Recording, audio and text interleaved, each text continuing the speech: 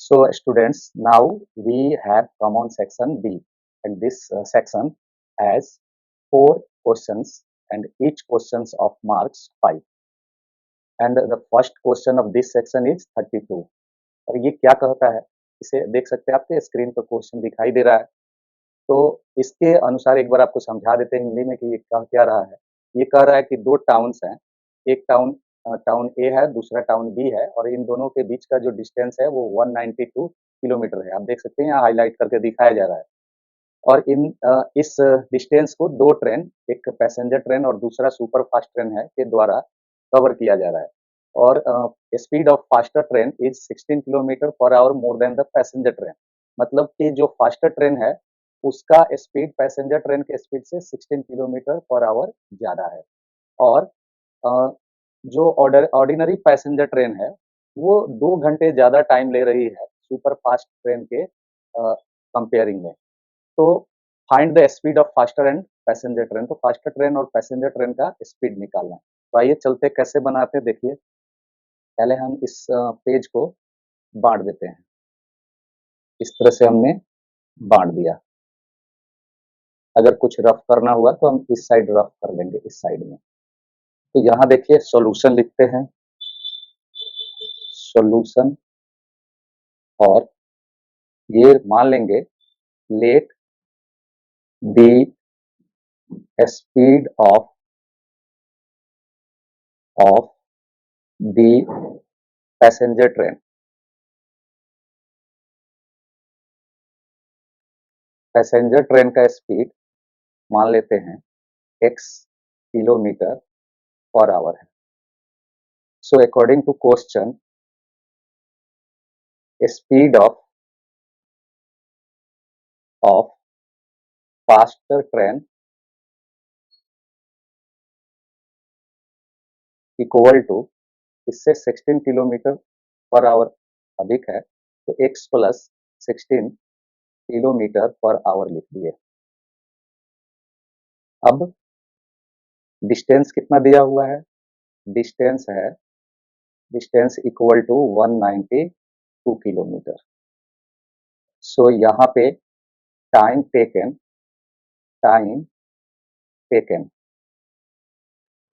Bye the passenger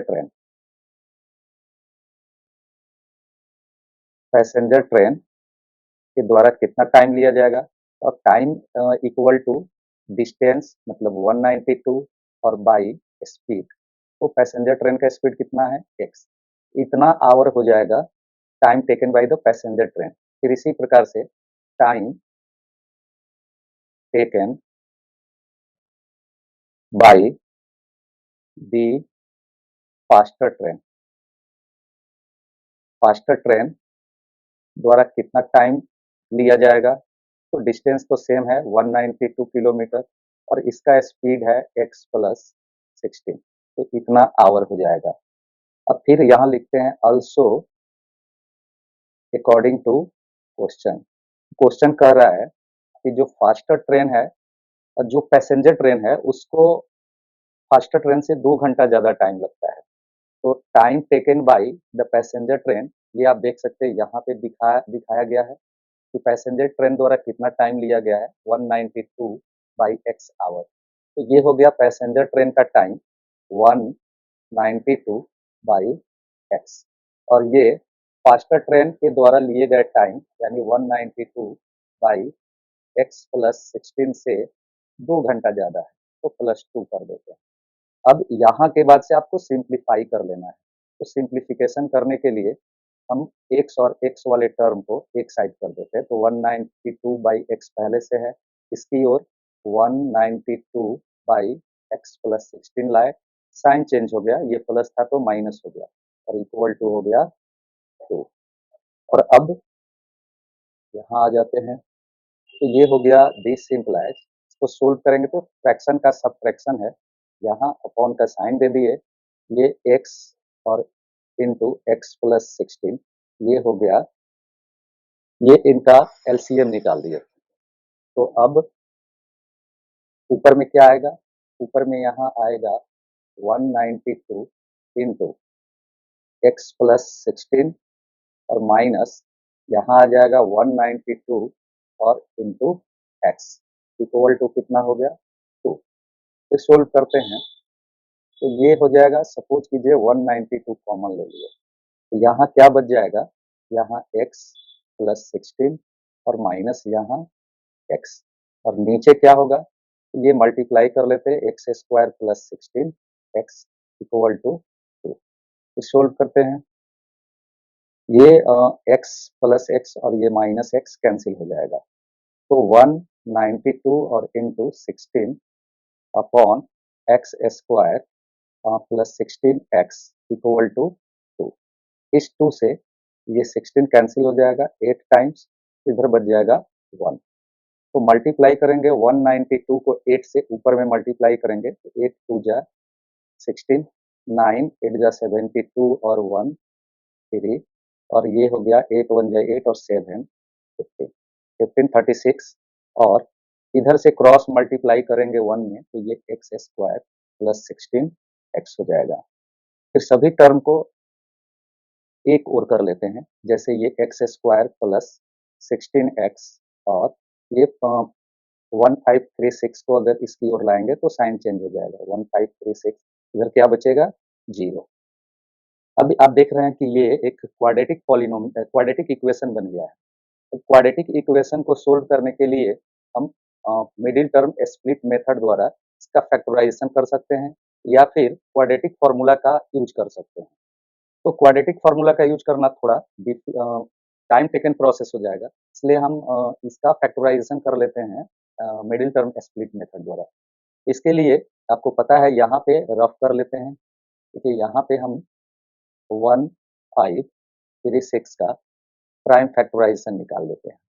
तो पहले 2 से डिवाइड करते हैं और ये आ जाएगा कितना होगा 7 और ये हो जाएगा 6 तो ये 8, फिर यहाँ पे 2 3 और ये हो जाएगा 8 और ये 4, फिर 2 से ये हो जाएगा 192, फिर ये 2 से ये हो जाएगा 9 और ये 6, फिर 2 से ये 48।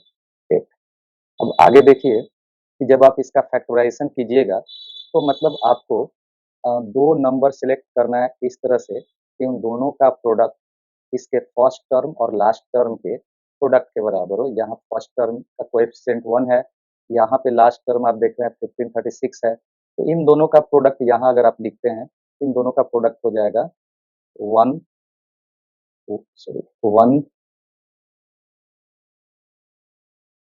का प्रोडक्ट हो जाएगा 1536। अब आपको दो नंबर इस तरह से सिलेक्ट करना है कि दोनों का प्रोडक्ट 1536 हो जाए और दोनों का डिफरेंस इसके मिडिल टर्म यानी 16 के इक्वल हो जाए। ये सब आप लोग को पहले से पता है तो थोड़ा सा समझा दे रहे हैं कि वो कौन से दो टर्म होंगे। तो यहाँ देखिए हमने फैक्टराइजेशन करके रखा है। ये टोटल अगर प्रोडक्ट निकाले इनका तो देखिए यहाँ पे 2 2 जा 4 2 जा 8 2 जा 16 और 2 जा 32। तो इस तरह से अगर 48 में से 32 को माइनस करेंगे तो हमारा जो ये रिक्वायरमेंट है वो पूरा हो जाएगा। तो इसलिए हम यहाँ पे यूज करते हैं 48 और 32 का मिडिल टर्म को स्प्लिट करने के लिए। तो प्लस यहाँ लिख दिए, 48x लिख दिए, माइनस 32x लिख दिए और माइनस 1536 लिख दिए इक्वल टू 0। फिर कॉमन लेते हैं, से x कॉमन ले लेंगे तो यहाँ x प्लस 48 और यहाँ से माइनस 32 कॉमन लेंगे, ये भी हो जाएगा x, साइन चेंज हो जाएगा 48 और equal to 0। So this implies x plus 48 into x minus 32 equal to 0। ये इसका हमने फैक्टराइजेशन कर लिया। तो so x equal to plus 48 है वो 0 की ओर जाएगा तो माइनस 48 हो जाएगा और अगर माइनस 32 साइड जाएगा तो प्लस 32 हो जाएगा। बट x को हम लोगों ने स्पीड माना है और आप जानते हैं कि स्पीड कभी भी निगेटिव नहीं हो सकता है, तो इसलिए यहाँ लिखते हैं कि but but speed can't be negative. Speed कभी नेगेटिव नहीं हो सकता है. सो x so x equal to -48 is not possible. ये हमने यहाँ लिख दिया, ये पॉसिबल नहीं है. सो x इक्वल टू कितना, तब x का पॉसिबल वैल्यू हो जाएगा 32. इस तरह से x हमने निकाल दिया. सो यहाँ पे लिखेंगे hence the speed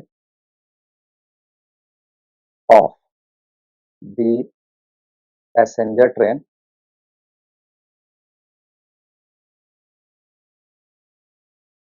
equal to 32 kilometre per hour and the speed of the faster train equal to 32 और प्लस 16 कर देंगे यानी 48 किलोमीटर पर आवर. ये हमारा आंसर हो गया ये. ठीक है. यहाँ अब 32 नंबर क्वेश्चन का और दिखा रहा है. देखिए यहाँ 32 और यहाँ पे और है, यानी 32 का क्वेश्चन नंबर 32 का और यहाँ है. तो देखिए क्वेश्चन कर रहा है कि the total cost of a certain length of a piece of cloth is ₹200 if the piece was 5 metre longer and each metre of cloth cost ₹2 less, the cost of the price would have remained unchanged. How long is the piece and what is its original rate per metre. मतलब कि एक cloth का टुकड़ा है जिसकी लंबाई निश्चित लंबाई का कॉस्ट ₹200 दिया गया है, और अगर उसकी लंबाई को 5 मीटर बढ़ा दिया जाता है और उसके रेट को ₹2 कम कर दिया जाता है, तब भी टोटल कॉस्ट अनचेंज्ड रह जाता है, यानी पहले जितना ही रह जाता है. तो बताना है कि उस कपड़े के टुकड़े की ओरिजिनल लंबाई क्या है और उसका ओरिजिनल रेट पर मीटर क्या है. तो इसे बनाने के लिए हम कैसे बनाया जाएगा ये देखिए बता रहे हैं आपको. यहाँ पे यहाँ आप सॉल्यूशन लिख लेंगे. सबसे पहले सॉल्यूशन लिख लीजिए और यहाँ मान लीजिए let the length of the cloth equal to x meter and its rate equal to rupees y per meter. So now according to question के अनुसार टोटल कॉस्ट इक्वल टू कितना है ₹200. सो टोटल कॉस्ट का मतलब हो गया original length into rate और equal to 200. So solve करेंगे तो एक्स वाई इक्वल टू 200 आ गया. इसको हम इक्वेशन फर्स्ट मान लेते हैं. नाउ अब देखते हैं न्यू लेंथ के बारे में क्या करता है. न्यू लेंथ इक्वल टू, ये कह रहा है कि ये ओरिजिनल लेंथ से 5 मीटर ज्यादा है, तो इसको हमने लिख दिया x + 5 मीटर. और न्यू रेट के बारे में क्या कह रहा है. न्यू रेट ये पहले वाला रेट कितना है y, तो उससे ₹2 कम कर देना है, यानी इतना पर मीटर हो गया. तो सो न्यू टोटल कॉस्ट निकालते हैं. टोटल कॉस्ट इक्वल टू, इसके लिए न्यू लेंथ यानी x + 5 में y - 2 से मल्टीप्लाई करते हैं. तो मल्टीप्लाई करने पर प्रोडक्ट क्या आ जाएगा xy, फिर -2x + 5y और -10.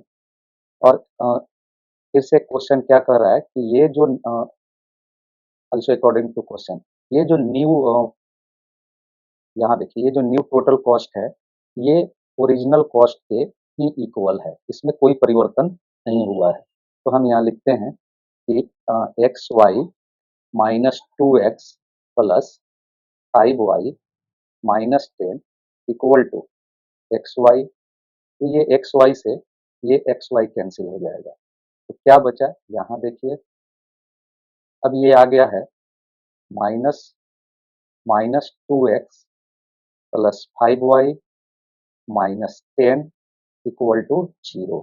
यहाँ से हम y का वैल्यू निकाले थे, ये आसान पड़ेगा आपको। y इक्वल टू माइनस 10 उस साइड जाएगा प्लस 10, माइनस 2x उस साइड जाएगा प्लस 2x, और फिर 5 y का कोएफिशिएंट 5 नीचे आ जाएगा।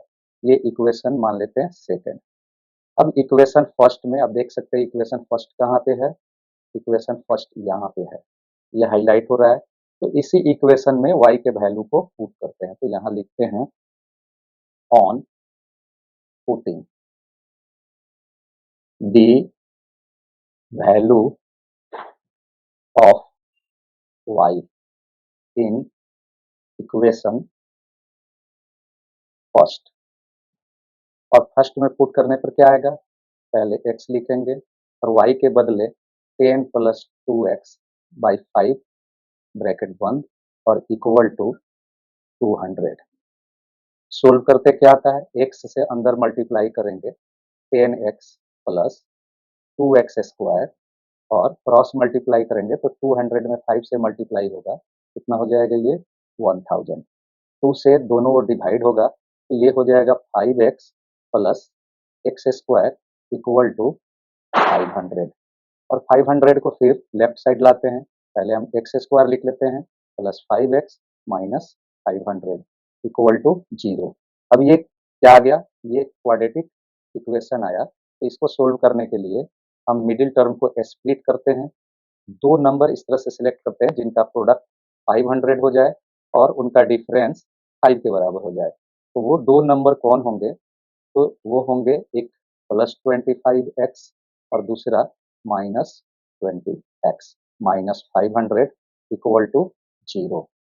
यहाँ से हम x कॉमन ले लेंगे, आ जाएगा x प्लस 25 और माइनस 20 यहाँ से कॉमन लेंगे, फिर ब्रैकेट में आएगा x plus 25 equal to 0।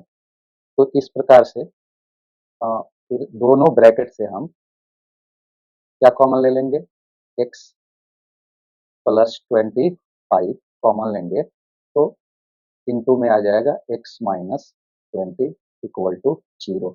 So either x equal to minus 25 और 20, बट x कपड़े की लंबाई है, so it can't be negative, but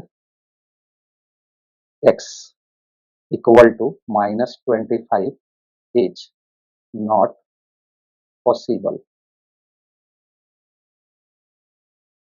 as length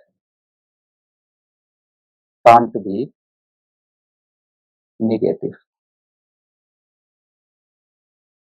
So x का acceptable वैल्यू कितना होगा 20 फ्रॉम इक्वेशन सेकेंड।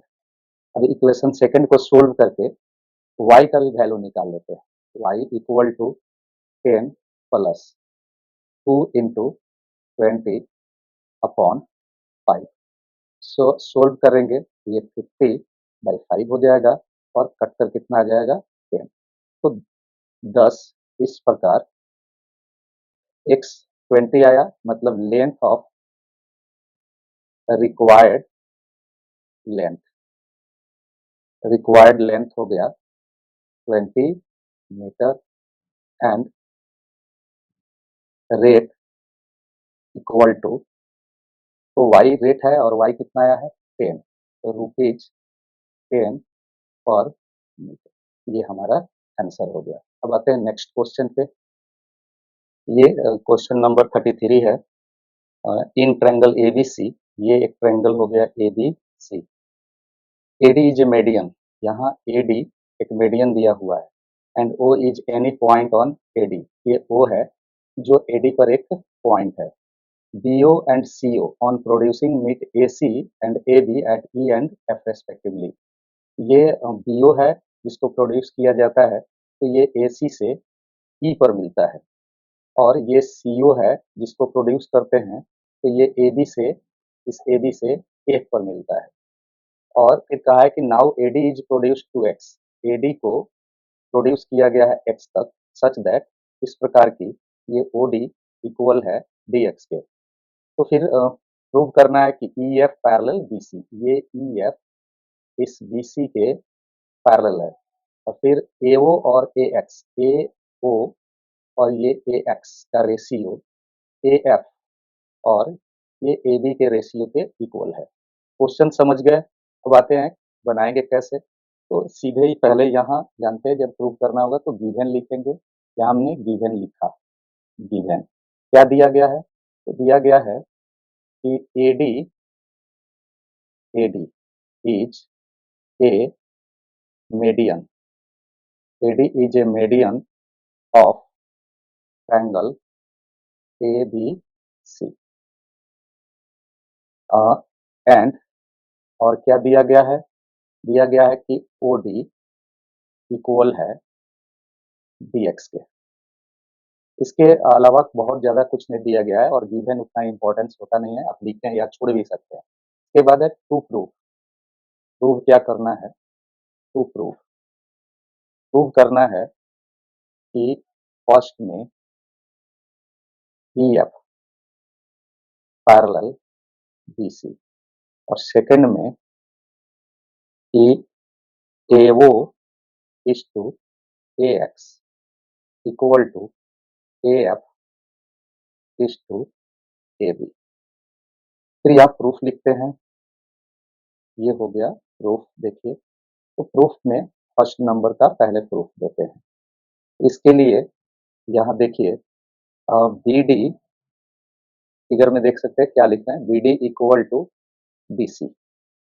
एक मिनट इसको मिटा देते हैं। बी डी इक्वल टू ये हो गया डी सी। क्यों? तो median bisects the side. Median bisect करता है साइड को। तो ध्यान दीजिए यहाँ पे मीडियन कौन है? ए डी, और ये साइड बी सी को बाइसेक्ट करता है, इसलिए ये बी डी इक्वल हो जाएगा डी सी के। और फिर इसके बाद ये ओ डी इक्वल है किसके? सी डी एक्स के। क्यों? तो ये दे दिया गया है गिवन, यहाँ हमने लिख दिया गिवन। इस तरह से 10 diagonals of quadrilateral BOCX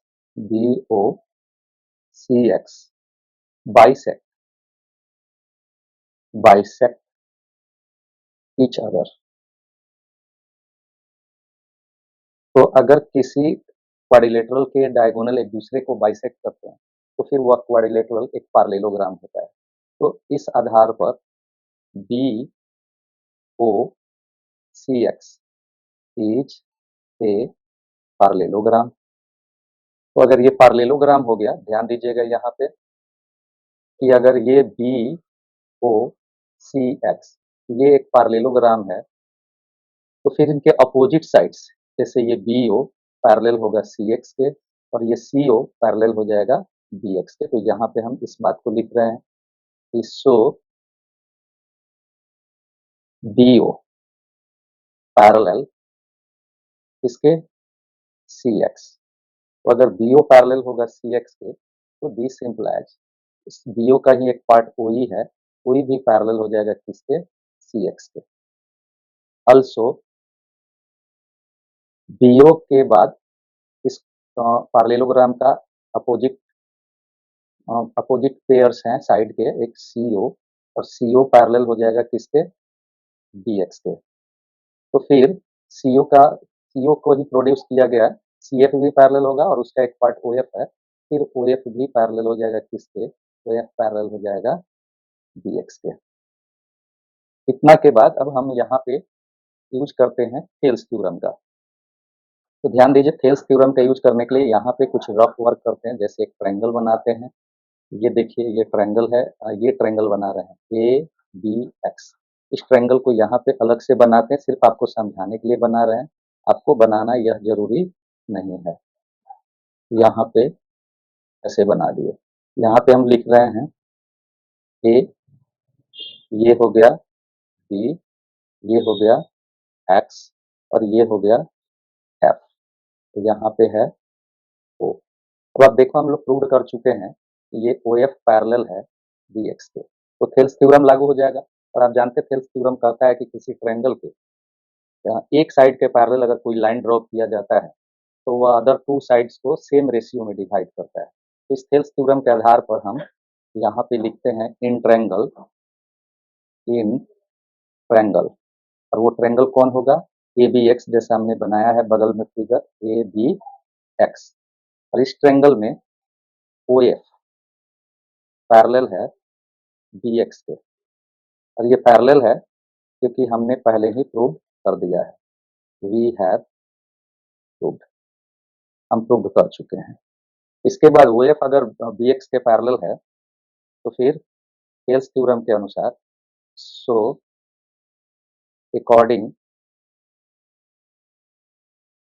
to Thales theorem, यहाँ टी टी लिख दे रहे हैं, T T means Thales theorem, क्या हो जाएगा A F upon A F upon F B और इक्वल टू ये हो जाएगा A O upon O X. इसको इक्वेशन फर्स्ट मान लेते हैं। और ठीक यही कॉन्सेप्ट लागू होगा इसके बगल वाले ट्रायंगल में, जैसे ये ट्रायंगल आप देख रहे हैं ए सी एक्स। तो जैसा हमने इस ट्रायंगल में ए बी एक्स में ये कॉन्सेप्ट यूज किया थेल्स थ्योरम का, वही कॉन्सेप्ट इधर भी यूज होगा। तो एक बार और देख लीजिए, इसको समझा रहे हैं, फिर से आपको बना यहाँ फिर से आपके लिए बना रहे हैं फिगर, समझिएगा। यहाँ पे हमने इस बार इस तरह से एक ट्रायंगल बना लिया, और यहाँ पे क्या नाम है इस वर्टेक्स का, इसका नाम है ए, इसका नाम है सी और इसका नाम है एक्स।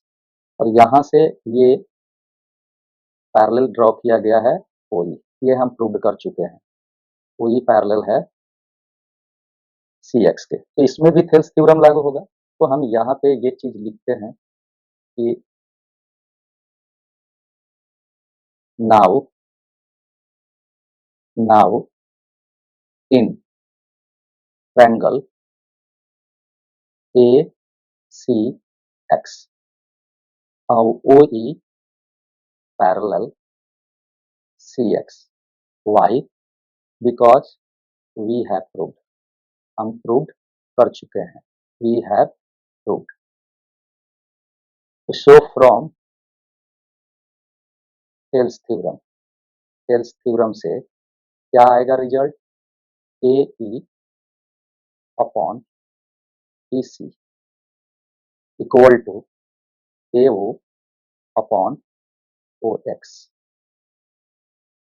और इसको हम इक्वेशन सेकंड मान लेते हैं, ये हो गया equation second.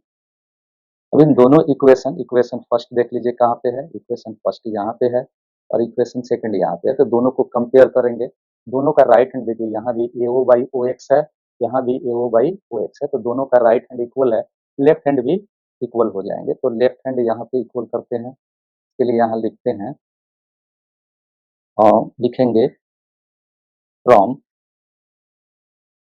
Equation first and second, equation first और सेकंड का यूज करते हैं। तो दोनों का राइट हैंड, फर्स्ट का राइट हैंड है A F by F B और इक्वल टू इसका राइट हैंड है ए ई अपॉन ई सी। अब आप समझ सकते हैं, एक मिनट इसको हम हटा दें, इसकी अब कोई जरूरत नहीं है इसलिए हटा देते हैं। तो आप देखिए इस ट्रायंगल ए बी सी में हमने प्रूव कर दिया कि ए एफ और एफ बी का रेशियो ए ई और ई सी के रेशियो के इक्वल है। तो फिर कन्वर्स ऑफ थेल्स थ्योरम से ये यानी ये एफ ई पैरेलल हो जाएगा बीसी के। तो यहाँ लिखेंगे सो फ्रॉम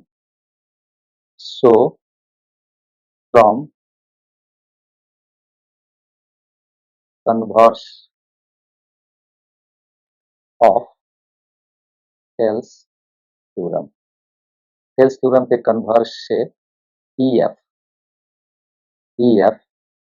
पैरेलल हो गया किसके, बीसी के। तो ये हमने फर्स्ट पार्ट प्रूव कर दिया।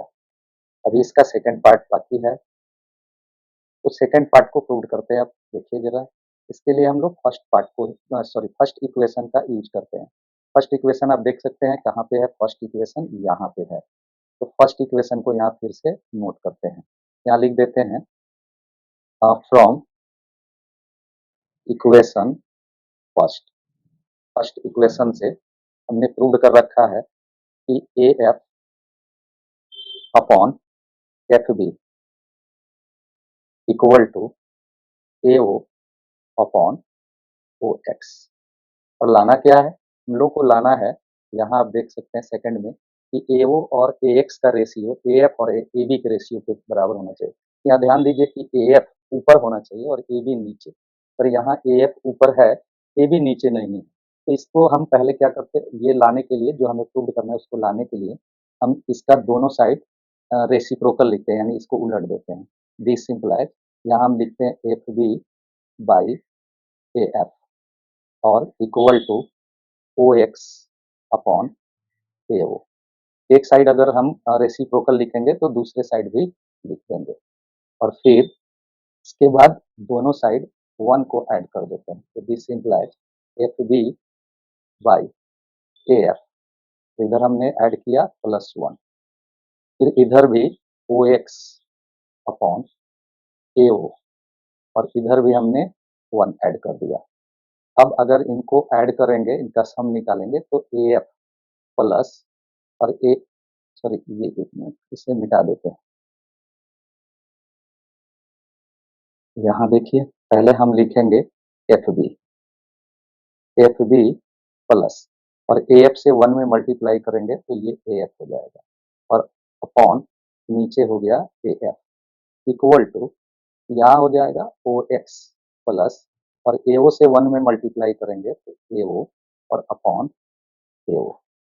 अब अगर जोड़ते हैं तो फिगर आप देखकर समझ सकते हैं कि एफ बी में अगर ए बी ए एफ जोड़ते हैं, एफ बी में ए एफ जोड़ते हैं, यहाँ देखिए ये एफ बी हो गया और ये ए एफ हो गया, तो एफ बी और ए एफ दोनों ऐड होकर के ए बी हो जाएंगे।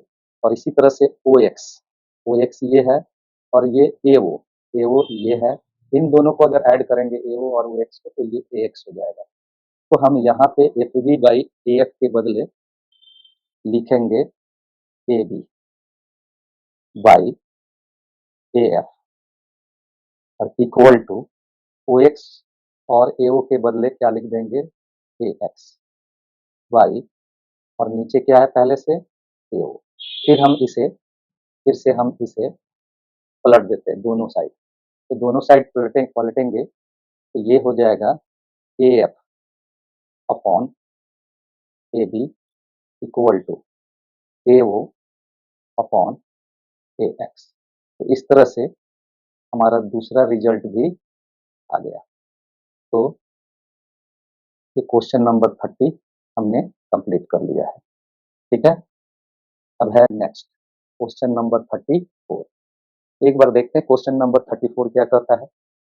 The dimensions of a solid iron cuboid are 4.4 metre by 2.6 meter by 1 meter. It is melted and recast into a hollow cylindrical pipe. इसको पिघलाया जाता है और इसको एक खोखले सिलेंड्रिकल पाइप में रिकास्ट किया जाता है ऑफ 30 सेंटीमीटर इनर रेडियस, जिसका इनर रेडियस कितना है 30 सेंटीमीटर एंड थिकनेस 5 सेंटीमीटर, अर्थात उस पाइप का थिकनेस 5 सेंटीमीटर है। तो find the length of the pipe, यानी पाइप की लंबाई निकालनी है। तो चलिए इस क्वेश्चन को भी सोल्व करते हैं, देखते कैसे होगा। यहाँ हमने लिखा सॉल्यूशन, सॉल्यूशन लिख दिया, और फिर पहले हम यहाँ फॉर क्यूबाइड लिख देते हैं, फॉर क्यूबाइड। क्यूबाइड के लिए लेंथ कितना है 4.4 मीटर। इसे हम सेंटीमीटर में चेंज कर देते हैं क्योंकि जो सिलिंड्रिकल पाइप का रेडियस और थिकनेस दिया है वो सेंटीमीटर में दिया गया है, इसलिए हम यहाँ पे 4.4 मीटर को सेंटीमीटर में चेंज करते हैं। तो सेंटीमीटर में चेंज करने के लिए इसे कितना से मल्टीप्लाई करेंगे 100 से, और 100 से मल्टीप्लाई करेंगे तो ये 440 सेंटीमीटर हो जाएगा। फिर इसी प्रकार से बी निकालते हैं। बी इक्वल टू हो गया 2.6 मीटर। तो हम इसको भी सेंटीमीटर में लिखते हैं 260 सेंटीमीटर हो जाएगा।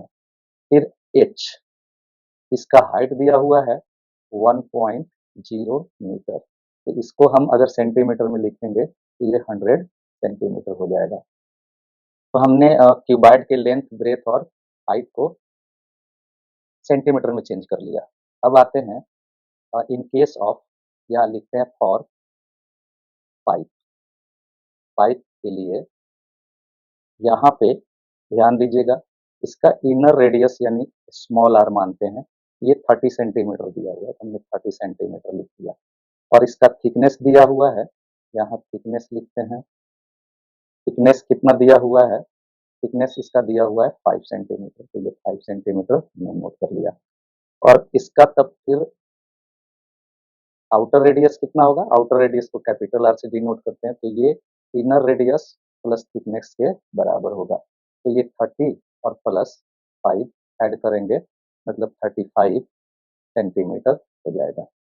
और अब जानते हैं कि जब एक सॉलिड को, किसी भी एक सॉलिड को मेल्ट करके किसी दूसरे शेप वाले सॉलिड में रिकास्ट करते हैं, तो फिर दोनों सॉलिड के वॉल्यूम हमेशा इक्वल होते हैं। तो इस कॉन्सेप्ट का यूज करते हैं और यहाँ लिखते हैं क्लियरली, क्लियरली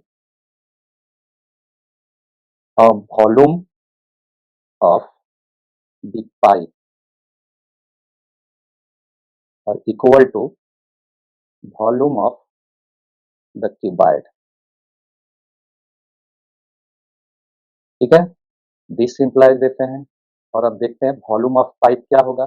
चूंकि volume hollow cylindrical volume, sorry hollow cylindrical pipe है, तो इसका वॉल्यूम का फॉर्मूला होगा pi capital R plus small r into capital R minus small r और इंटू एच डैश, जहाँ पे एच डॉट हमने मान लिया है हाइट ऑफ द पाइप या लेंथ ऑफ द पाइप कह सकते हैं। यहाँ पे आप चाहें तो यहाँ पे आप लिख सकते हैं एच डैश का मतलब हो गया लेंथ, लेंथ ऑफ पाइप, और इसे आपको फाइंड आउट करना है तो यहाँ क्वेश्चन मार्क डाल सकते हैं। तो इस तरह से ये वॉल्यूम हो गया पाइप का। और अब यहाँ पे हम लिखते हैं वॉल्यूम ऑफ क्यूबॉइड, और वॉल्यूम ऑफ क्यूबॉइड आप जानते हैं होता है लेंथ इंटू ब्रेथ और इंटू हाइट। तो हमने यहाँ लेंथ, ब्रेथ और हाइट लिख दिया, ये लेंथ हमने लिख दिया। फिर आते हैं इधर, अब यहाँ पे वैल्यू पुट करते हैं। तो जरा देखिए, यहाँ पे पाई का वैल्यू रखा हमने 22/7 इंटू कैपिटल आर कितना है, ये है 35, और प्लस स्मॉल आर कितना है, ये है 30, फिर into capital R 35 minus 30 into h dash equal to l कितना है, एल है 440 सेंटीमीटर इंटू, और ये बी कितना है 210 सेंटीमीटर और इंटू ये है 100 सेंटीमीटर।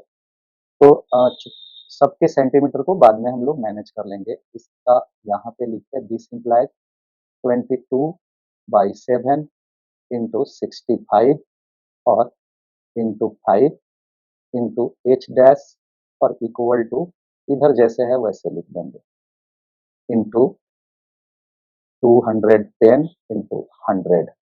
और फिर अब सोल्व करते हैं, सोल्व करके एच डैश अगर निकालना है तो एच डैश को इधर रख देते हैं, और इधर हो गया 440 और इंटू 210 और इंटू 100 अपॉन, ये हो जाएगा 22 इंटू 65 और इंटू 5, 7 नीचे है ये ऊपर चला जाएगा। अब कटा देते हैं, 22 से ये कट जाएगा 20 टाइम्स, और 13 से ये कटेगा 13 से सॉरी, यहाँ पे थोड़ा सा मिस्टेक हो गया है, हम इसे सुधार देते हैं। यहाँ पे 260 है, तो यहाँ भी कितना होगा 260 से हम लोग सुधार देते हैं। यहाँ पे ये है 260, ये भी है 260, ये हो गया 260। ये 13 से कैंसिल हो जाएगा, 13 टू जा 26 और 13 से ये भी कैंसिल हो जाएगा 5 टाइम्स।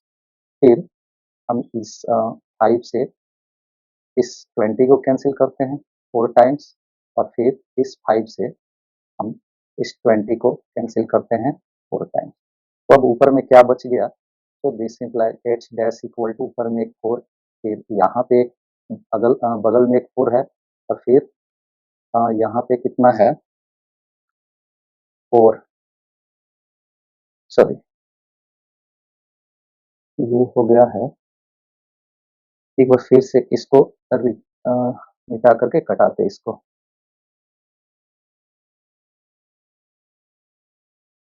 यहाँ देखिए ये अपॉन का साइन दे दिए, तो यहाँ पे हम लिखते हैं 440 इंटू 260 और इंटू 100, फिर ये 7 चला जाएगा ऊपर, यहाँ आ जाएगा 20 इंटू 65 और इंटू 5, कटाते हैं। 13 से ये 5 टाइम्स कट गया, 13 से ये 20 टाइम्स कट जाएगा और फिर 5 से ये 4 टाइम्स कैंसिल हो गया और 22 से यानी 22 से ये 2 टाइम्स और फिर 5 से ये हो गया 4। अब क्या आ गया यहाँ पे, h dash equal to 4 into 100 और इंटू 7, कितना सेंटीमीटर होगा। मल्टीप्लाई करते हैं, 4 4 जा 16, 16 7 जा 1 1 2 112 एंड 100 से मल्टीप्लाई करेंगे कितना सेंटीमीटर हो जाएगा। अब अगर सेंटीमीटर को मीटर में बदलेंगे तो फिर इसको 100 से डिवाइड कर देंगे तो ये सेंटीमीटर से मीटर में हो जाएगा, तो ये कट जाएगा 2 जीरो से 2 जीरो इस तरह से। So required length of the pipe हम लोगों ने प्राप्त कर लिया 112 मीटर, तो ये आंसर हो जाएगा। तो इस तरह से 34 भी हम लोगों ने कंप्लीट कर लिया और अब बारी है 35 की, सॉरी ये 34 का और भी इसमें दिया गया है, तो 34 का और भी बना लेते हैं। इसे समझते हैं क्वेश्चन क्या कह रहा है। इन द गिवन फिगर, ये फिगर दिया गया है और इस फिगर में ओ ए सी बी,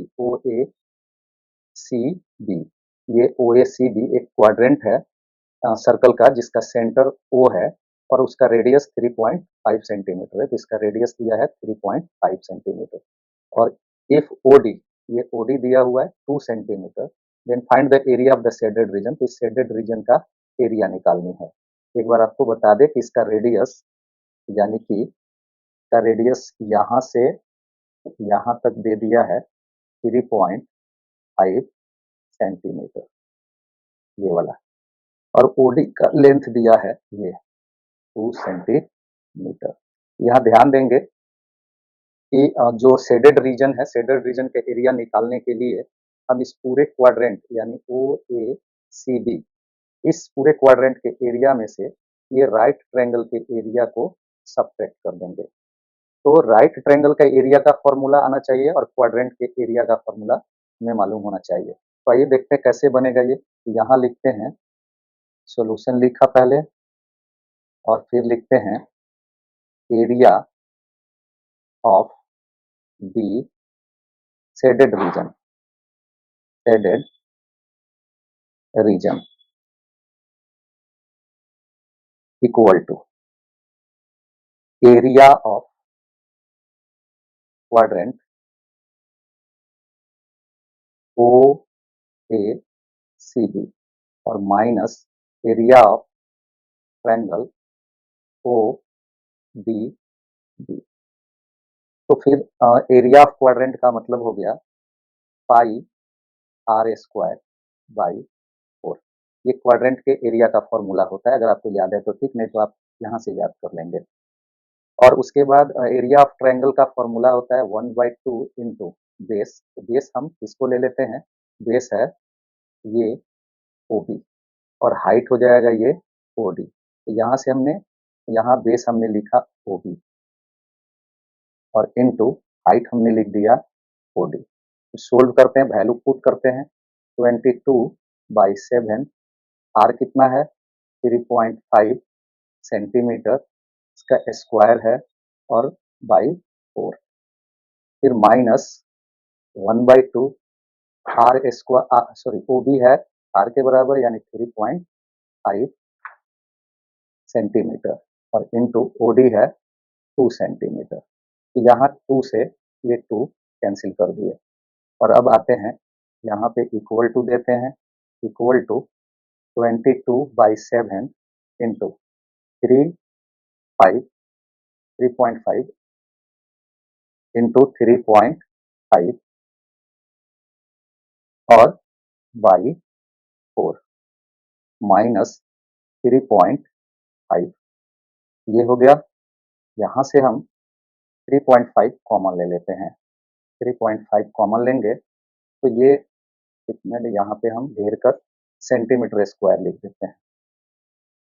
ये यहाँ पे 22/7 इंटू एक 35/4 और पॉइंट हटाए, पॉइंट के बाद एक डिजिट है तो उसके बदले 10 दे दिया और यहाँ 1 बच गया। तो ये 7 से 5 टाइम्स ये कट जाएगा और 5 से 2 टाइम ये कट जाएगा और 2 से 11 टाइम्स ये कट जाएगा। तो इस तरह से 3.5 और इंटू यहाँ 11 बाई और ये 4 बच गया, 4 और माइनस ये 1, फिर कितना आएगा 3.5 इंटू ये 4 1 जा 4 और 11 में से 4 जाएगा तो ये 7/4 हो जाएगा। मल्टीप्लाई करेंगे तो मल्टीप्लाई करने पर 7 5 जा 35, 5 हो गया और 7 3 जा 21 और 3 यानी 24 हो गया। पॉइंट के बाद एक डिजिट है, एक डिजिट दे दिए और बाई 4, 4 से डिवाइड करते हैं, डिवाइड करने पर 4 6 जा 24 पॉइंट दिए, 4 1 जा 4 बच गया कितना 1, 1 पर पड़ा 0, 4 2 जा 8 और 4 5 जा 20। तो इतना सेंटीमीटर स्क्वायर यही रिक्वायर्ड आंसर हो जाएगा। तो हम लोगों ने 34 का और भी कंप्लीट कर लिया। तो नेक्स्ट क्वेश्चन है 35। ये अब नेक्स्ट क्वेश्चन 35 नंबर क्वेश्चन ये स्टैटिस्टिक्स का क्वेश्चन है और इसलिए आपको स्टैटिस्टिक्स का जो कॉन्सेप्ट है वो मालूम होना चाहिए। क्वेश्चन क्या करे, यहाँ पे कुछ छूटा हुआ है क्वेश्चन में, एक बार आपको बताते इस क्वेश्चन में क्या छूट गया। Find the unknown values in the following table. नहीं नहीं ठीक है, ये क्वेश्चन में कोई मिस्टेक नहीं है, कह रहा है कि अननोन वैल्यूज को निकाले। तो एक अननोन वैल्यू है x1, दूसरा अननोन वैल्यू है x2, तीसरा अननोन वैल्यू है x3 और चौथा अननोन वैल्यू है x4। इन्हीं चारों को कहा गया है फाइंड आउट करने के लिए। तो चलिए इसको भी शुरू करते हैं, इसको सोल्व करना है। तो अब देखते हैं यहाँ पे हम लिख देते हैं सॉल्यूशन और यहाँ देखिए, यहाँ हम क्लास इंटरवल लिख देते हैं CI और क्लास इंटरवल क्या क्या दिया हुआ है 0 to 10, फिर 10 to 20, 20 to 30, 30 to 40, 40 to 40 to 50, ये दे दिया है क्लास इंटरवल। और फिर हम यहाँ पे फ्रीक्वेंसी f लिखते हैं। तो 0 से 10 की फ्रीक्वेंसी 5 है और फिर 10 से 20 की फ्रीक्वेंसी 7 है, नेक्स्ट x2 है, नेक्स्ट 5 है और नेक्स्ट x4 है। फिर हम यहाँ पे कमुलेटिव फ्रीक्वेंसी निकालते हैं। कमुलेटिव फ्रीक्वेंसी एज पर अस, हमारे अनुसार क्या होगा। तो कमुलेटिव फ्रीक्वेंसी पहले क्लास की फ्रीक्वेंसी ही उस क्लास की कमुलेटिव फ्रीक्वेंसी होती है। दूसरे क्लास की, ये दूसरा क्लास है, अब देख लीजिए यहाँ ये दूसरा क्लास है, तो इसकी कमुलेटिव फ्रीक्वेंसी इसके पहले वाले क्लास की फ्रीक्वेंसी और इसकी फ्रीक्वेंसी के सम के बराबर होगा, तो इन दोनों को ऐड कर देंगे। तो 5 और 7 ऐड होकर कितना हो जाएगा 12। फिर इसी प्रकार से तीसरे का हो जाएगा 12 प्लस x2 और फोर्थ का हो जाएगा 12 प्लस 5 17 और प्लस x2 और लास्ट क्लास का क्या हो जाएगा 17 प्लस x2 प्लस x4। ये हो गया। ये कम्युलेटिव फ्रीक्वेंसी एज पर अस हो गया, मतलब हमारे अनुसार कम्युलेटिव फ्रीक्वेंसी ऐसे हुआ। और अब यहाँ पे CF लिखते हैं, फिर से CF as per question. Question के अनुसार कम्युलेटिव फ्रीक्वेंसी क्या है, तो यहाँ पे दिया है 5, सेकंड का दिया हुआ है x1 और थर्ड का दिया हुआ है 18 और फोर्थ का दिया हुआ है x3 और इसका दिया है 30।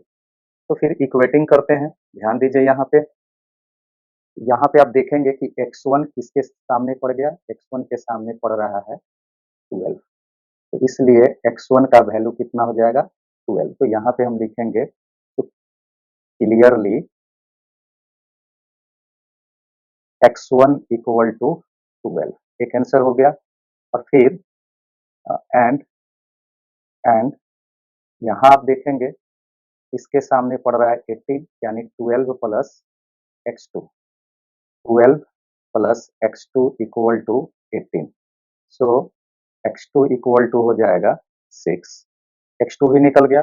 और इसी प्रकार से अगर हम देखें तो फिर इसके सामने यानी कि ये 17 प्लस x2 के सामने x3 पड़ रहा है, तो इन दोनों को लेकर चलते हैं। also 17 plus x2 equal to x3 और यहाँ पे हम लिखे 17 प्लस और x2 का वैल्यू हम लोगों ने फाइंड आउट किया है 6, तो इक्वल टू x3। इस तरह से x3 इक्वल टू हो जाएगा 23। तो हमने x1 यहाँ निकाल दिया, फिर x2 यहाँ पे निकाल चुके हैं, ये हमने x2 निकाल दिया है, x2 हो गया और यहाँ पे हमने निकाल दिया x3। तो इस तरह से हमने x1, x2, x3 प्राप्त कर लिया है। अब बारी है x4 की। तो आप देखिए सबसे लास्ट में दिख रहा है कि 17 plus x2 plus x4 equal to 30। तो इसको भी यहाँ पे नोट करते हैं। अगेन फिर 17 plus x2 plus x4 equal to, बीच में कुछ प्रॉब्लम आया था साउंड का।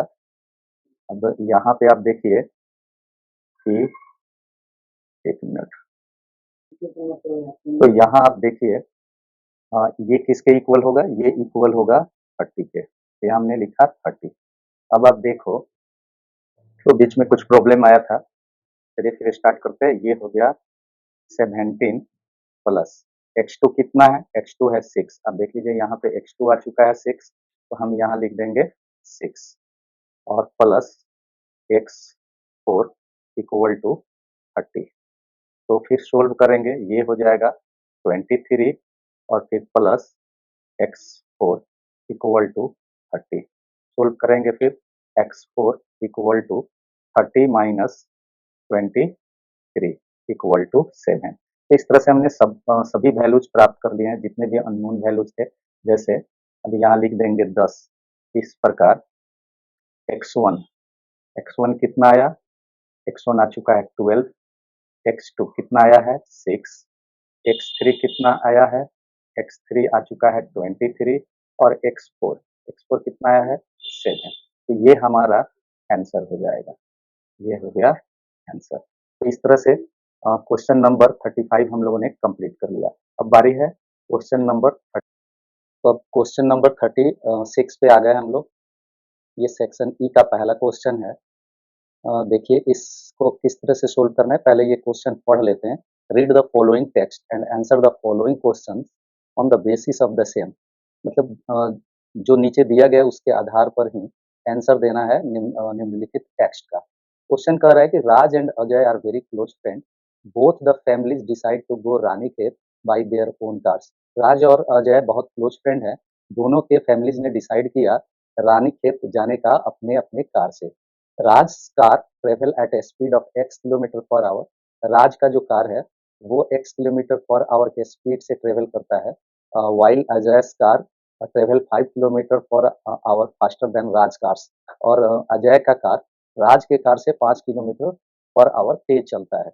राज took 4 hours more than Ajay to complete the journey of 400 kilometre.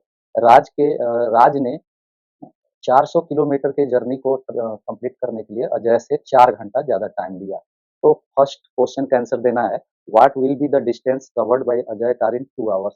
तो अजय के कार द्वारा 2 घंटे में कितना डिस्टेंस ट्रेवल किया गया। उसके बाद what is the quadratic equation for the speed of Raj car. Raj के कार के स्पीड का क्वाड्रेटिक इक्वेशन क्या होगा। How much time taken by Ajay to travel 400 kilometre, यानी 400 किलोमीटर के डिस्टेंस को ट्रेवल करने में अजय को कितना टाइम लगा। और अगर थर्ड नंबर क्वेश्चन का ये आंसर नहीं दे पाते हैं तो नीचे और में दिया है कि what is the speed of Ajay car, यानी अजय के कार का स्पीड क्या है। तो इस तरह से ये क्वेश्चन आपको समझा दिए। अब आते हैं कि बनाएंगे कैसे। देखिए यहाँ पे हम लोग फर्स्ट नंबर क्वेश्चन के लिए पहले हम यहाँ लिखते हैं 1 नंबर। सॉल्यूशन आप लिख लीजिएगा। यहाँ लिखते हैं राज, सॉरी 1 मिनट पहले हम लिख देते हैं speed of Raj cars. Speed speed of Raj car. Raj के कार का स्पीड क्या है, x किलोमीटर पर आवर। ये दिया गया क्वेश्चन में ही। और सो अकॉर्डिंग टू क्वेश्चन के अनुसार अजय के कार का स्पीड क्या होगा, स्पीड ऑफ अजय's कार। अजय के कार का स्पीड हो जाएगा, इससे 5 किलोमीटर पर आवर अधिक है तो x plus 5 kilometre per hour यहाँ लिख देंगे। So time taken, so sorry distance covered, so distance covered by अजय's कार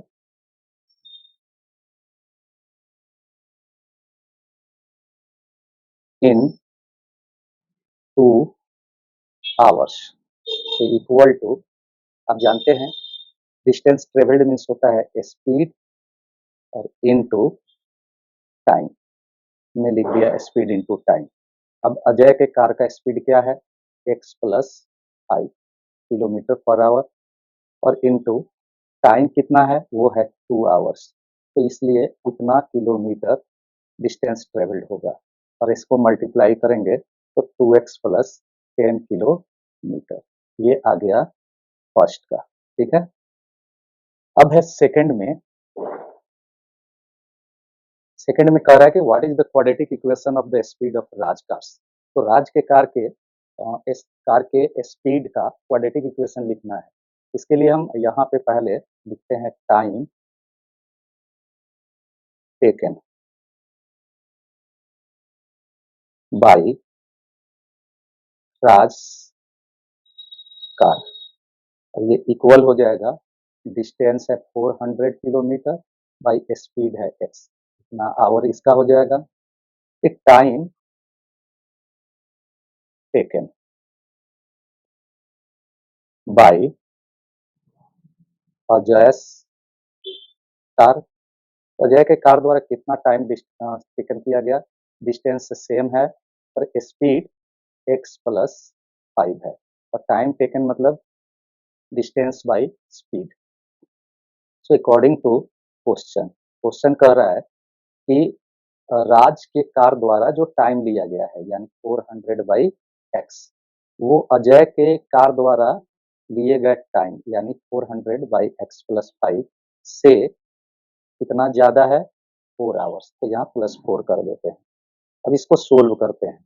सोल्व करने के लिए 400 बाई एक्स जो पहले से है इसकी ओर 400 बाई एक्स प्लस 5 लाते हैं और इक्वल टू कितना हो जाएगा, 4। अब आप देखेंगे दोनों में 400 है, इसको कॉमन ले लेते हैं। 400 कॉमन ले लिए, यहाँ बच जाएगा 1/x और minus 1/x plus 5 equal to 4। फिर सोल्व करते हैं आगे, यहाँ आते हैं, यहाँ से सोल्व करते हैं। दिस इम्प्लाइज, ये 400 हमने लिखा इनटू, देखिए ये एलसीएम ले लेते हैं, एलसीएम हो जाएगा x इंटू एक्स प्लस 5 और ऊपर में क्या आएगा, x से डिवाइड करेंगे x प्लस 5 बचेगा, x प्लस 5 से 1 में मल्टीप्लाई हुआ x प्लस 5 और माइनस फिर x प्लस 5 से डिवाइड करेंगे तो x आएगा और x से 1 में मल्टीप्लाई होगा तो x लिख देंगे और इक्वल टू यहाँ हो गया 4।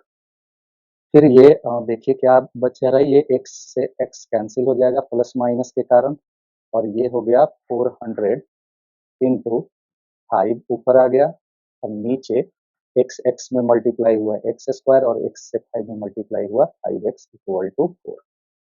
यहाँ 4 से हम चाहे तो इसे कटा सकते हैं, कितना टाइम्स, 100 टाइम्स।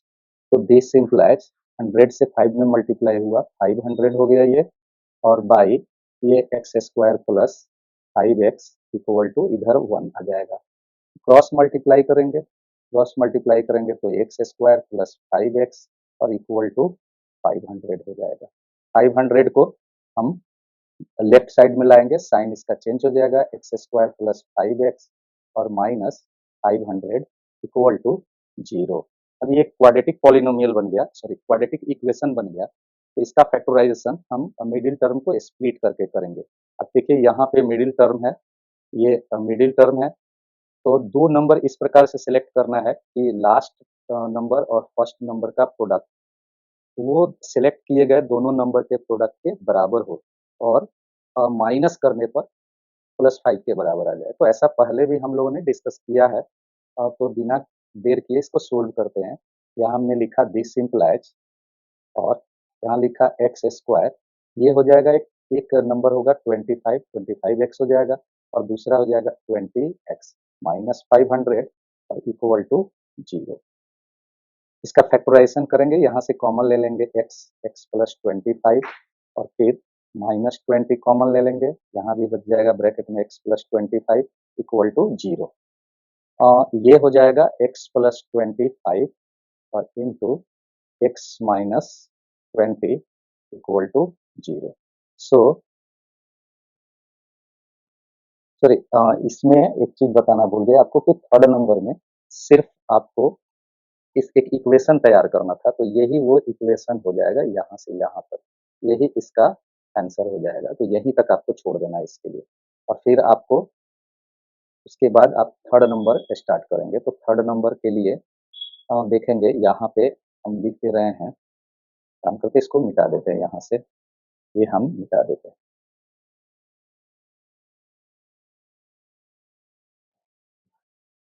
ये हमने मिटा दिया, ये इसका आंसर यही हो जाएगा। और अब यहाँ पे हम थर्ड स्टार्ट करते हैं। तो थर्ड नंबर में देखिए पूछा है कि how much time taken by Ajay car to travel 400 kilometre. तो इसके लिए आपको x का वैल्यू मालूम होना चाहिए। तो यहाँ पे आपको लिखना है वी हैव, लिखिए, तो फिर यहाँ लिखेंगे x square plus 5x minus 500 equal to 0। अब इसका फैक्टराइजेशन आपको यहाँ पे करना है। तो अब वही जो पहले हमने किया था उसको प्रोसीड कर रहे हैं, x square plus 25x minus 20x और minus 500 equal to 0।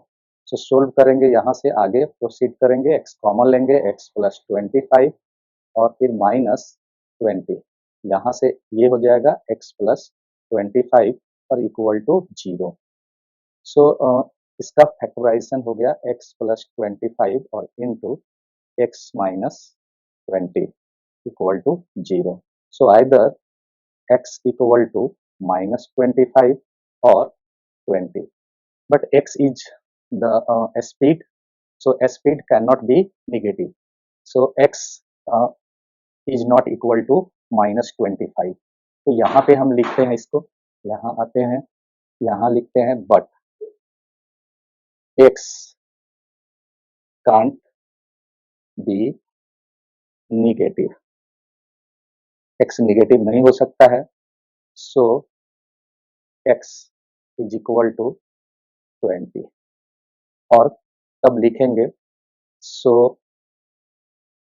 Time taken by Ajay, Ajay द्वारा कितना टाइम टेकन किया जा रहा है, तो वो आप देख सकते हैं यहाँ पे टाइम टेकन, यहाँ पे टाइम टेकन शो किया जा रहा है, अजय द्वारा कितना टाइम लिया गया है। यहाँ आप देखिए time taken by Ajay cars is equal to लिखा हुआ है 400 बाई एक्स प्लस 5। तो हम यहाँ पे यही इक्वेशन का यूज करते हैं, यहाँ लिखते हैं एक्स, एक्स के कितना वैल्यू आया है, ये आया है, पहले यहाँ लिखते हैं 400 और फिर नीचे है एक्स, एक्स का वैल्यू आया 20 और प्लस 5, इतना आवर्स हो गया। तो इस तरह से ये हो गया 400 बाई 25 और कट जाएगा ये तो आएगा 16, इतना एच हो गया। सो इसका आंसर 16 एच हो गया, मतलब 16 आवर्स। पर इसका एक और भी है, तो और को यहाँ दिखाते हैं। और में दे रहा है what is the speed of Ajay cars, तो अजय के कार का स्पीड को देखिए यहाँ पे शो किया गया है, speed of Ajay cars is equal to x plus 5 kilometre per hour. तो हम यहाँ लिख देते हैं speed of Ajay car equal to हो गया एक्स प्लस 5, एक्स आ गया 20 और प्लस 5 यानी 25 किलोमीटर पर आवर। तो ये आंसर हो गया। तो इस तरह से 36 के सभी क्वेश्चंस को हम लोगों ने सोल्व कर लिया है। आप समझ गए होंगे। ठीक है, बढ़ते हैं नेक्स्ट क्वेश्चन पे। नेक्स्ट क्वेश्चन है 37, ये स्टैटिस्टिक्स से रिलेटेड है। अब इस क्वेश्चन को पढ़ते हैं, कहता क्या है समझते हैं इसको। The weight in KG of 50 wrestlers are recorded in following table. 50 wrestlers के वेट को इस टेबल में रिकॉर्ड किया गया है। 100 से 110 केजी वाले 4 रेसलर्स हैं, 110 से 120 14, 120 से 130 तक के 21 एंड सो ऑन, ये दे दिया गया है। फिर कहा है what is the upper limit of model class. तो पहले तो आपको मॉडल क्लास पता करना होगा क्या होगा, उसके बाद आप उसके अपर लिमिट को लिखेंगे। फिर कहा है what is the mode class frequency of the given data, इस दिए गए डाटा में जो मोड क्लास होगा उसकी फ्रीक्वेंसी कितनी होगी। और थर्ड है how many wrestlers weight have more than 120 KG weight, कितने ऐसे रेसलर हैं जिनका वेट 120 केजी से ज्यादा है। अगर आप थर्ड को ये वाला ये क्वेश्चन का आंसर नहीं देना चाहते हैं तो आप नीचे वाला दे सकते हैं, what is the class mark of 130 to 140, इसका क्लास मार्क बताना है। तो आइए बनाते हैं, बहुत ही इजी क्वेश्चन है। तो सबसे पहले हम यहाँ पे फर्स्ट नंबर सोल्व करते हैं।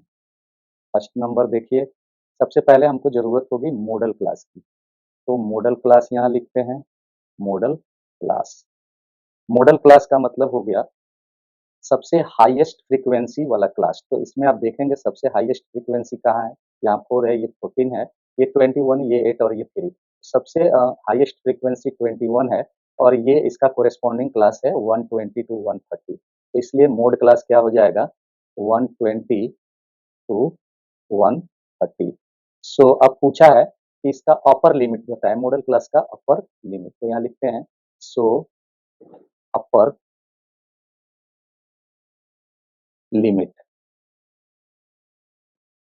Of this class equal to हो जाएगा, अपर लिमिट आप देख रहे हैं यहाँ पे 130 है तो आप यहाँ 130 लिख देंगे, इसका आंसर यही हो जाएगा। फिर आते हैं सेकंड, इसका सेकंड नंबर क्वेश्चन कर रहा है what is the mode mode class frequency. यहाँ लिखेंगे mode class frequency,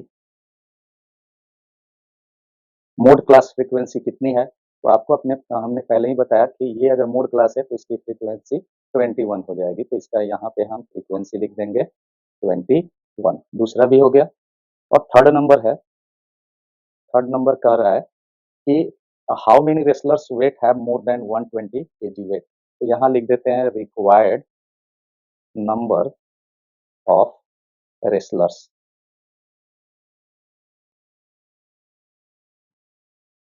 wrestlers equal to, तो आप देखें यहाँ कितने के 120 से ज्यादा है, तो ये 21, 8 और 3 को ऐड कर देंगे। तो यहाँ पे आप लिखते हैं 21 प्लस 8 और +3, ये कितने हो जाएंगे?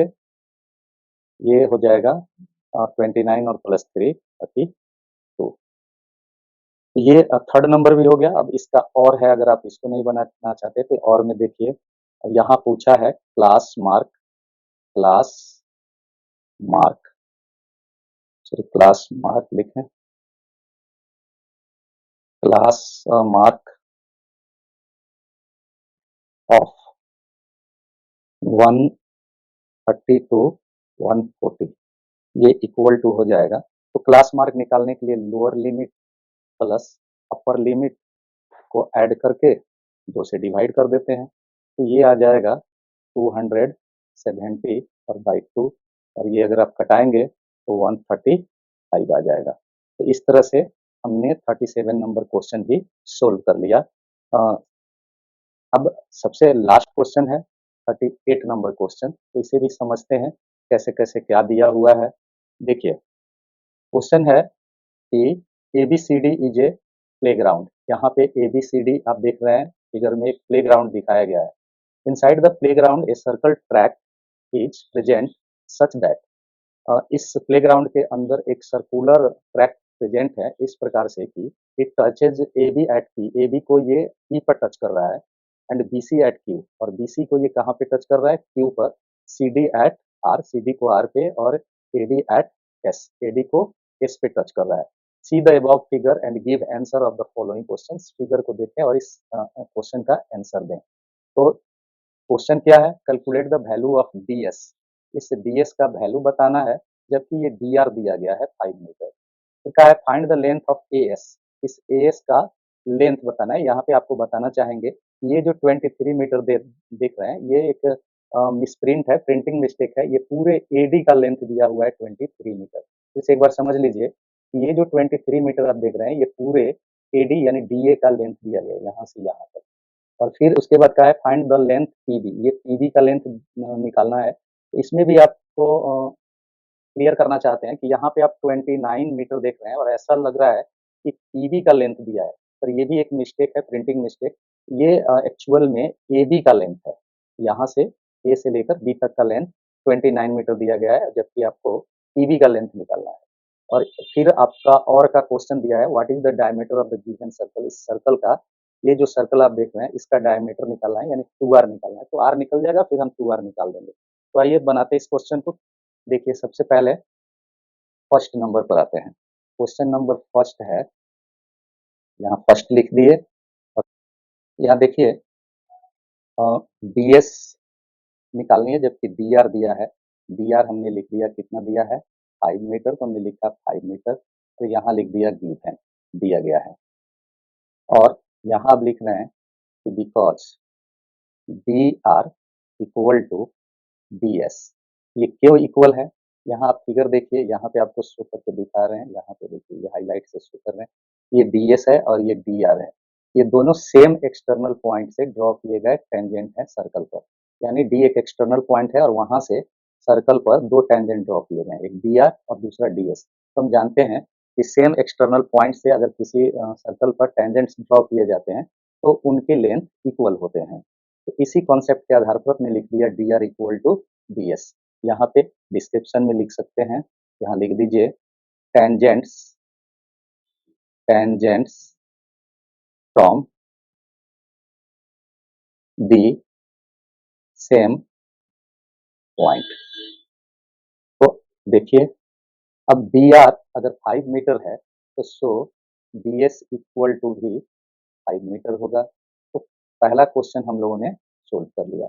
अब इसका सेकंड नंबर क्वेश्चन है, सेकंड देखिए, सेकंड नंबर क्वेश्चन कर रहा है कि AS का लेंथ निकालें। अब देखो यहाँ पे बता रहे हैं आपको कि AD इक्वल टू 23 मीटर। क्यों? क्योंकि दिया गया है ये AD कितना है? 23 मीटर। सो अगर आपको AS निकालनी है तो AS निकालने के लिए हम AD में से इसको माइनस कर देंगे, DS को।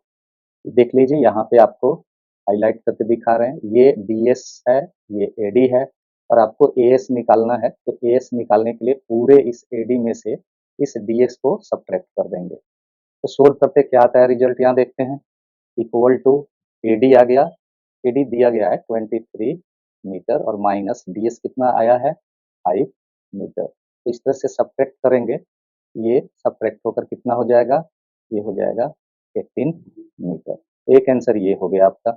अब आते हैं थर्ड नंबर क्वेश्चन पे। थर्ड नंबर पे देखिए, थर्ड नंबर क्वेश्चन में पहले हम आपको बता दें कि यहाँ पे ए से, ध्यान दीजिएगा कि ए से दो टेंजेंट ड्रॉ किए गए हैं। ए से एक टेंजेंट है AS और दूसरा टेंजेंट है AP। तो ये दोनों भी लेंथ में इक्वल होंगे। तो यहाँ पे हम ये लिखते हैं कि AS इक्वल टू AP। क्यों? यहाँ पे लिख देंगे tangents from the same point. ठीक है, अब आप देखें तो आपका AS निकल चुका है। AS अगर निकल चुका है तो AP भी समझिए निकल गया, और AS आया है हम लोग का 18 मीटर। यहाँ देखिए AS इक्वल टू 18 मीटर आया है, तो हम AP कितना लिख देंगे, AP हम लिखेंगे 18 मीटर। AP हो गया 18 मीटर।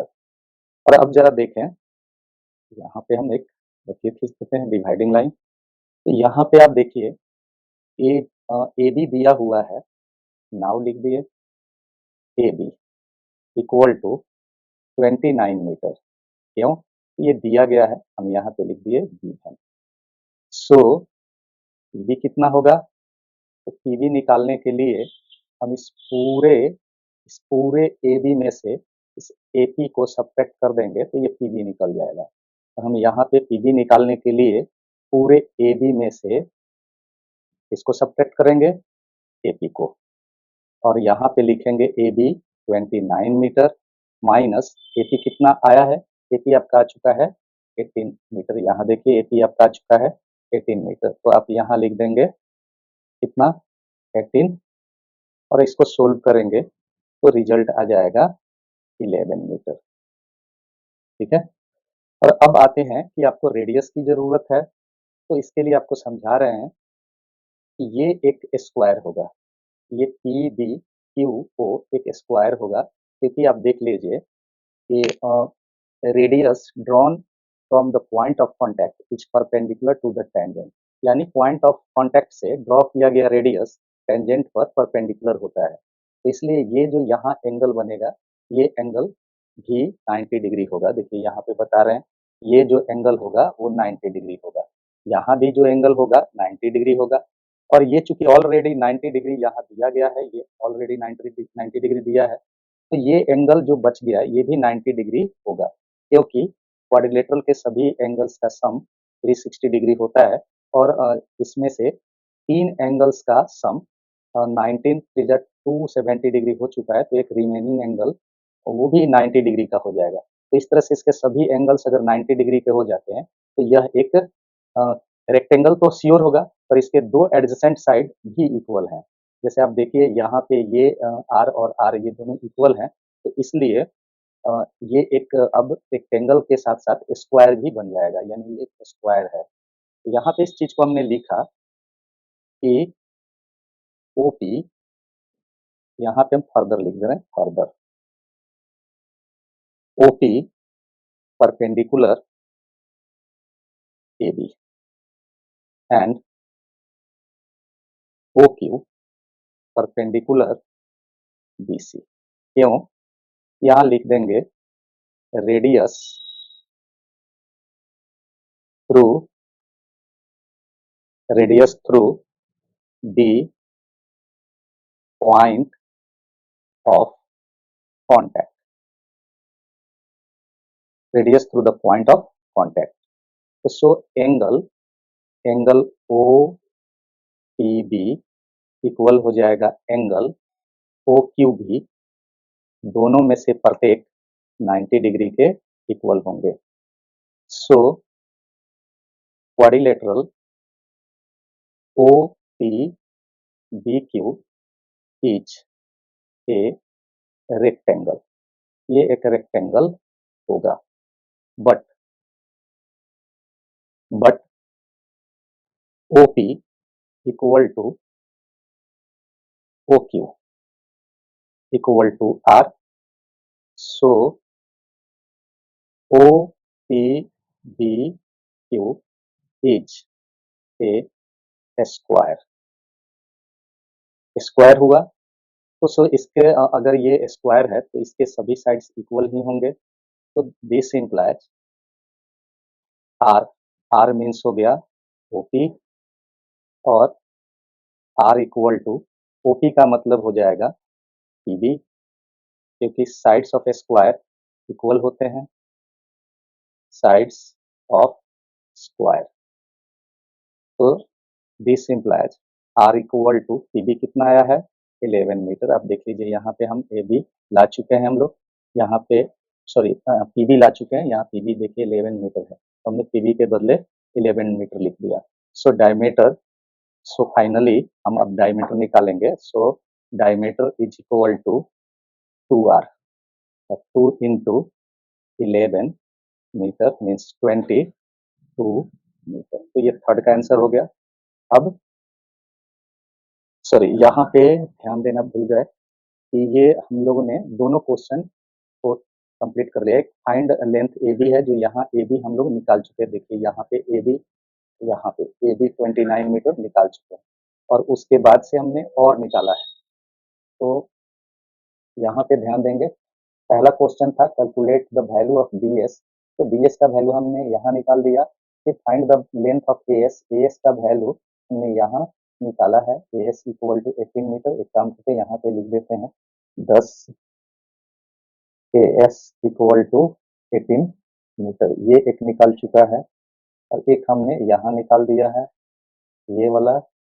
और फिर find the value, find the length of PB, तो पीबी का लेंथ हम लोगों ने यहाँ निकाल दिया है, यहाँ पे लिख देते हैं 10 इस प्रकार पीबी इक्वल टू 11 मीटर।